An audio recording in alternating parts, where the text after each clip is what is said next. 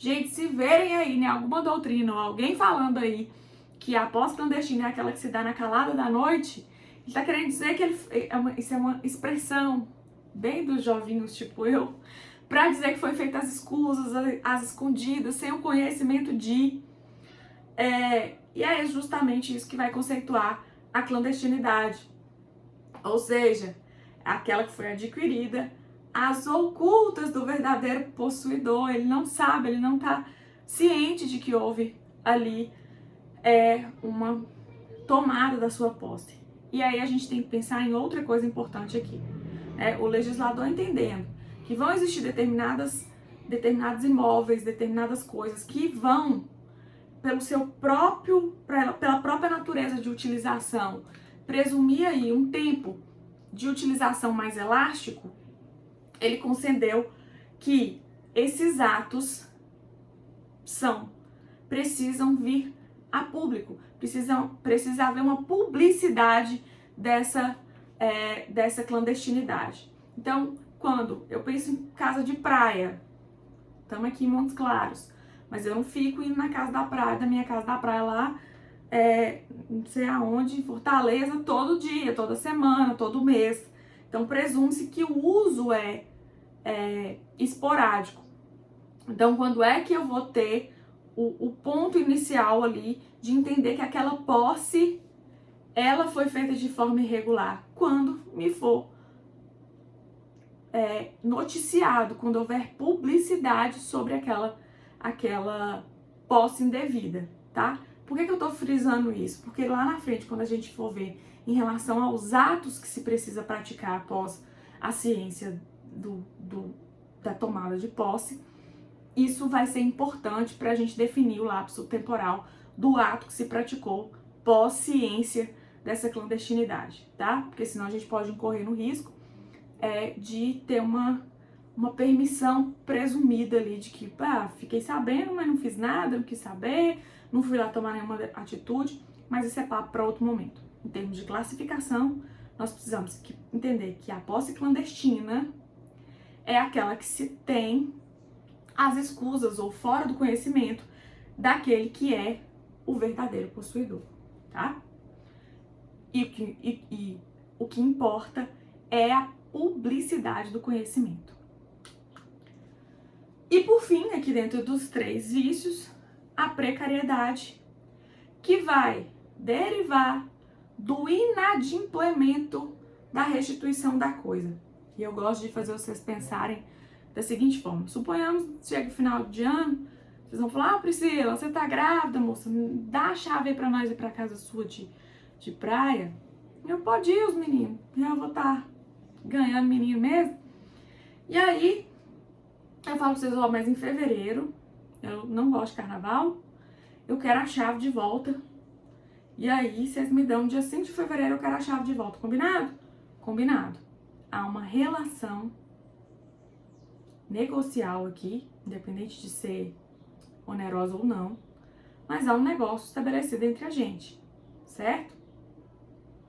Só que quando chega dia 5, vocês pensam assim: tá tão bom aqui, eu vou viver da minha arte, não vou devolver mais essa chave, vou viver na casa de Priscila e vou vender miçanga na praia.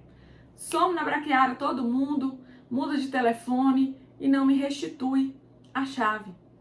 A partir de então, vocês estão inadimplentes na restituição, certo? A partir de então, quando há o abuso de confiança e eu peço e vocês não devolvem, há ali uma retenção da coisa de forma indevida. E aquela posse que começou, ok, justa, de boa fé, lindona, agora se traduz em uma posse injusta, eivada da precariedade. Lembram que eu comecei essa aula retomando a ideia do detentor? Porque nós precisamos dele aqui. Em um ponto da doutrina, vocês vão perceber que vão surgir algumas discussões em relação assim: e essa posse precária? Ela pode nascer precária?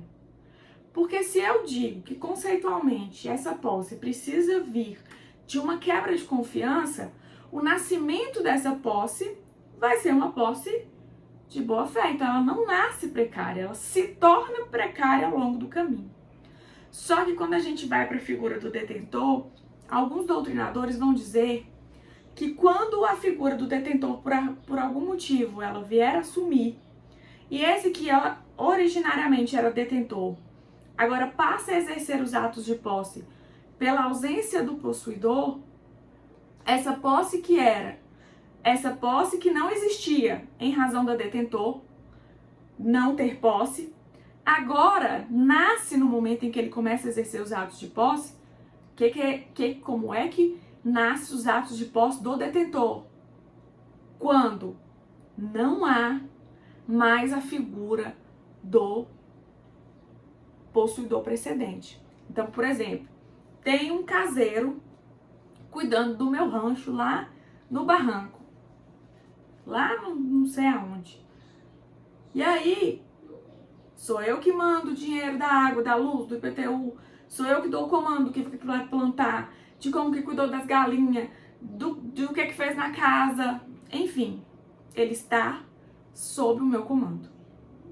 Aí eu ganho na Mega Sena, tô pouco me lixando com o rancho lá, mudo pro sul, compro uma fazenda, quero nem mais saber de seu Zé, não ligo mais, não mando dinheiro, não exerço mais os meus atos de comando sobre ele. E ele assim fala, meu Deus, mas eu preciso ficar aqui, não tem dinheiro, tem pra onde que vou começar a plantar aqui, do jeito que eu achar. E aí ele começa a pagar água, começa a pagar a luz, começa a cuidar das galinhas por conta própria, começa a plantar aquilo que ele acha que vai conseguir vender na feira. Então, a partir daí, que some os atos de comando e que some a figura do possuidor, nasce então o animus domini. E aí, eu tenho que, além desse animus domini, o sujeito está com o domínio da coisa. Mas o que alguns doutrinadores vão dizer? Que esse domínio que ele tem já vem da confiança, ele só tem aquele domínio porque havia uma relação precedente de confiança. E que se aquela posse nasce dessa relação de confiança precedente, essa posse do caseiro já nasce precária. Só que nós já temos decisões do tribunal entendendo que essa posse não é injusta. Então, quero que depois os senhores, e em sala a gente volta nisso depois, se debrucem em cima dessas discussões para que haja um entendimento melhor, mas a gente volta em sala de aula porque eu quero bater isso tete a tete com vocês para que eu possa sanar as dúvidas, já que a gente não está online, já que a gente não está ao vivo, tá? E aí, deixa eu ver aqui.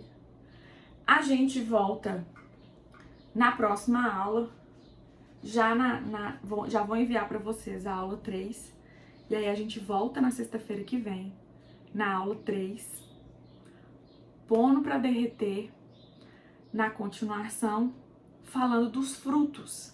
Então, na próxima aula, a gente já entra na questão dos frutos, das benfeitorias, pra gente caminhar aí nesse estudo do direito das coisas. Um beijo pra vocês, tia Pri ama vocês, bom sábado e fiquem com Deus.